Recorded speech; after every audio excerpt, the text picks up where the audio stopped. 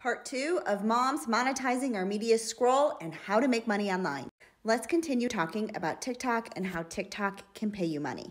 So there is a creativity beta program that is happening for TikTok and making videos over here on TikTok. Now, in my other account, I did this all wrong, so I want to help you make sure that you can monetize it.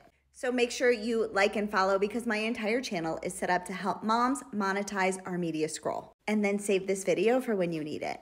So you can see that you have to have at least 10,000 followers, 100,000 video views in the last 30 days, and you have to be at least 18 years old. But that's not what I did wrong. When I was making my videos, I was making them under a minute because TikTok was supposed to be short form video. So many of my videos didn't count for this program because they were like 57 seconds. Make sure that your videos are over a minute long so that you can start to make money.